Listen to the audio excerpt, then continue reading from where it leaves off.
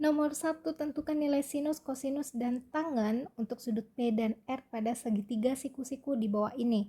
Nah, untuk yang bagian A, yang PQ ini panjangnya 4, QR di sini panjangnya 8. Ada sudut P dan ada sudut R. Oke. Nah, ini ada sisi yang tidak diketahui, PR. Kalian masih ingat teorema Pythagoras?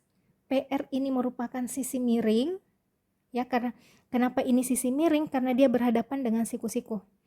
Jadi untuk mencari sisi miring dalam segitiga siku-siku itu cari yang berhadapan dengan sudut siku-sikunya.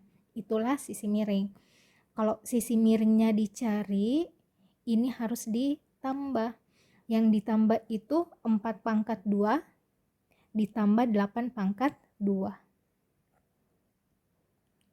4 pangkat 2 hasilnya 16, 8 pangkat 2 hasilnya 64, 16 tambah 64 hasilnya 80. Nah, ini 80 kita sederhanakan. Pakai materi kelas 3 SMP menyederhanakan bentuk akar. 80 ini sama dengan 16 kali 5.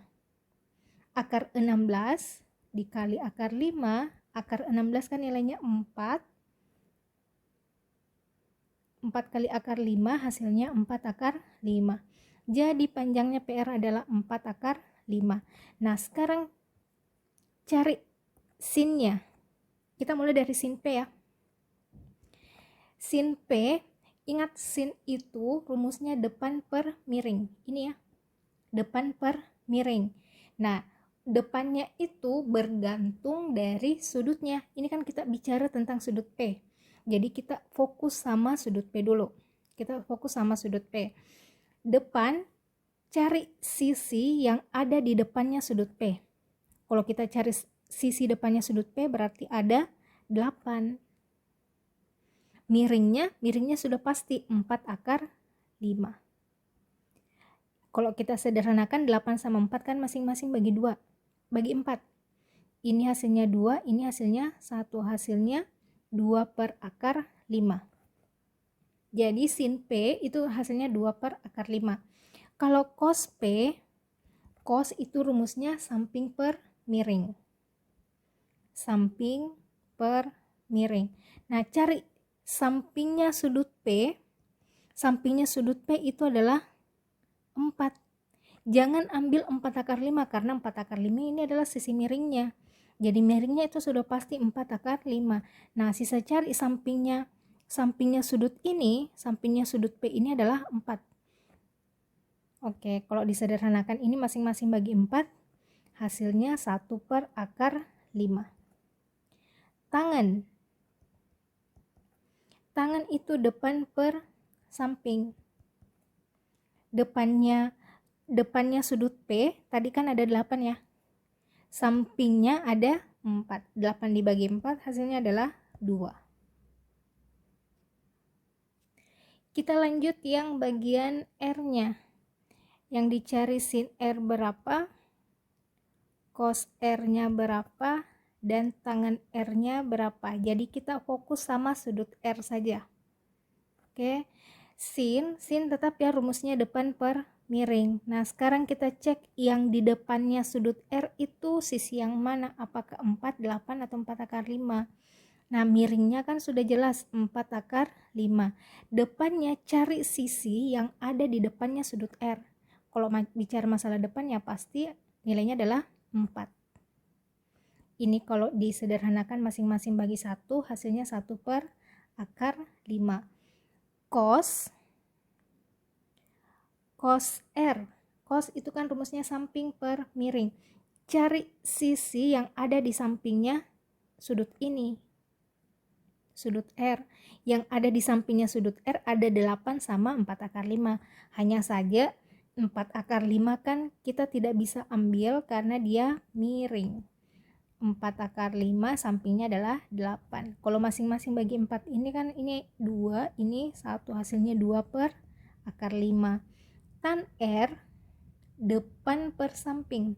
Depannya sudut R ada 4, sampingnya sudut R ada 8. 4 per 8 kalau disederhanakan hasilnya 1/2. Kita lanjut bagian B. Nah, sekarang kita cek ada satu sisi yang tidak diketahui, panjang sisi PQ. Nah, ini ada panjang sisi QR, nilainya 7, panjang sisi PR, nilainya 11. Nah, perhatikan, sisi yang ada di depannya sudut, itu adalah sisi miring. Jadi, PR-nya ini adalah sisi miring. Sedangkan PQ, kalau sudah diketahui sisi miringnya adalah PR, berarti sisi yang lain itu adalah sisi siku-siku, termasuk PQ. PQ ini merupakan sisi siku-siku, jadi kalau kita mau cari di sini harus dikurang. Sisi miringnya harus ditulis terlebih dahulu, 11 pangkat 2 dikurang 7 pangkat 2. 11 pangkat 2 121, 7 pangkat 2 49. 121 kurang 49 hasilnya adalah 72. Kalau kita sederhanakan ini, 72 itu sama dengan 36 kali 2. Akar 36 hasilnya 6, jadi hasilnya 6 akar 2. Karena 2 kan tidak bisa diakarkan. Jadi hasilnya adalah 6 akar 2 atau panjang PQ 6 akar 2. Oke, sekarang kita mulai dari sin P. Sin P rumusnya depan per miring. Miring kan tadi kita sudah tentukan, miring itu panjangnya adalah 11. Nah, sekarang depan, nah cari. Ini kita bicara masalah sudut P ya. Depannya sudut P ada 7. Jadi sin P itu nilainya 7 per 11. Nah, untuk cos P, samping per miring. Miringnya tetap 11. Sampingnya, di sampingnya sudut P ini ada 6 akar 2 sama 11.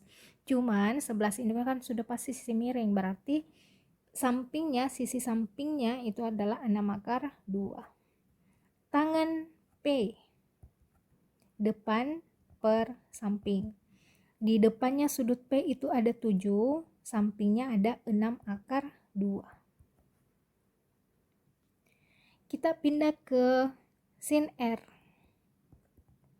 Sin itu rumusnya depan per miring, depan per miring. Kita fokus sama sudut R. Di depannya sudut R ada 6 akar 2. Miringnya adalah 11. Cos R, samping per miring, miringnya 11, di sampingnya sudut R ada 7 sama 11. 11 kan sisi miring, berarti sampingnya adalah 7. Tan R, depan per samping.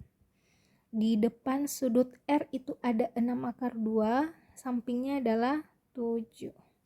Jadi 6 akar 2 per 7. Kita lanjut bagian C, ada segitiga siku-siku PQR. Nah, di sini ada PR, kita tidak tahu nilainya berapa, jadi PR harus dicari.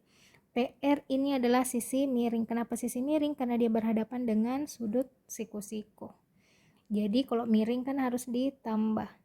Ini 2 kuadrat ditambah 1 kuadrat. Ini 4 tambah 1, hasilnya adalah akar 5. Sekarang kita mulai dari sin P. Sin tadi kan rumusnya tetap depan per miring. Miringnya akar 5. Depannya sudut P. Depannya sudut P itu ada 2. Jadi hasilnya 2 per akar 5. Cos P samping per miring. Miringnya tetap akar 5. Sampingnya sudut P ini ada akar 5 sama 1, tapi akar 5 miring berarti yang diambil adalah 1. Tan P, samping per miring, depan per samping. Depannya adalah 2, sampingnya adalah 1. 2 bagi 1 hasilnya adalah 2. Kita pindah ke sin Q. Sin R. Sin R depan per miring. Depan per miring. Oke, kita fokus sama sudut R. Sudut R, depan sudut R itu ada angka 1. Miringnya tetap akar 5. Cos R samping per miring. Sampingnya sudut R itu ada 2 sama akar 5. tapi yang diambil adalah 2. Miringnya akar 5. Terakhir, tan R depan per samping. Depan per samping, depannya sudut R ada 1, sampingnya ada 2. Hasilnya adalah 1/2.